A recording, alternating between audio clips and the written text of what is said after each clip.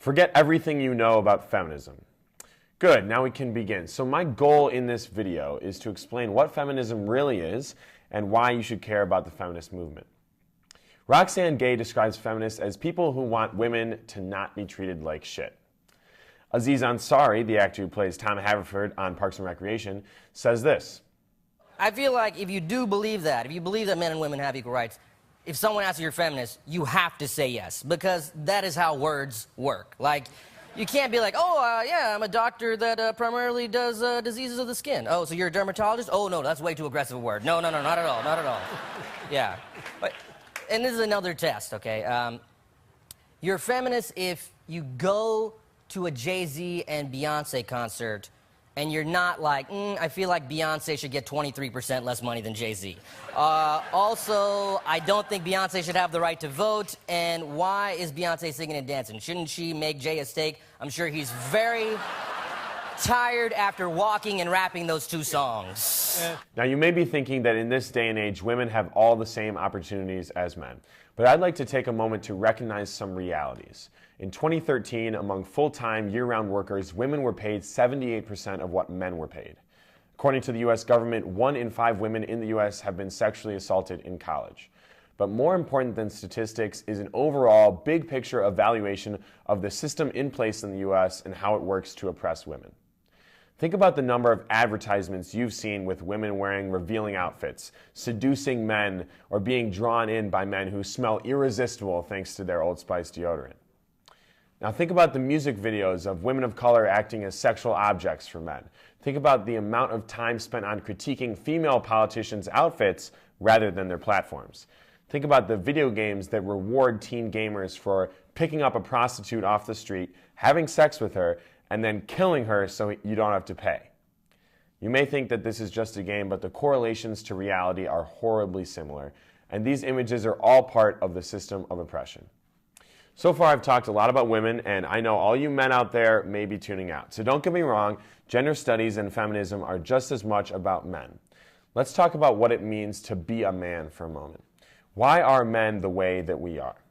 So why do men not wear dresses? Why do men usually have shorter hair? Why do men act tough? Why aren't men allowed to cry in front of other people? All of these things are a result of the way that masculinity has been constructed by society and by social interactions. There is no genetic predisposition for men to wear pants instead of dresses. The need to act masculine and be a man is largely a result of pressure put on by other men. Men constantly live in fear of being labeled a sissy. Think about the last time you've heard a guy call another man a pussy. This is an epidemic, especially among young, college-age men. So much of the way men act, even subconsciously, is a response to the fear of being emasculated by male peers.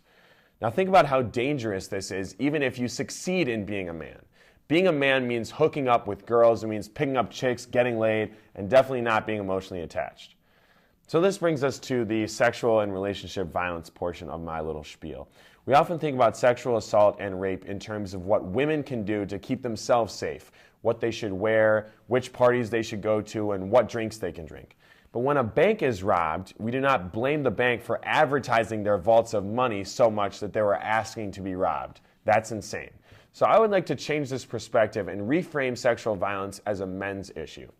Think about how our social construction of masculinity, combined with the way that women are portrayed in mass media, help to produce men who assault women.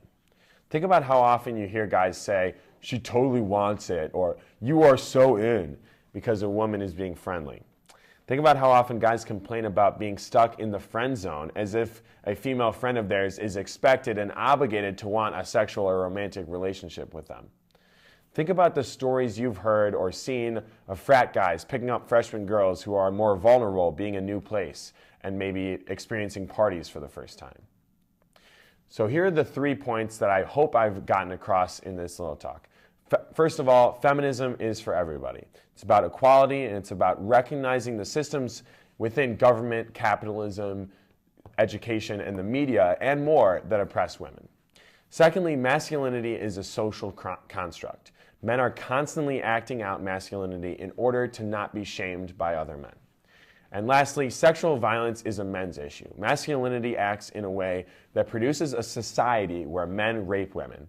And if we want real, lasting change, we need to focus on how to push back against masculine constructions and not on how women can protect themselves from the inevitable attacks. Thanks for watching.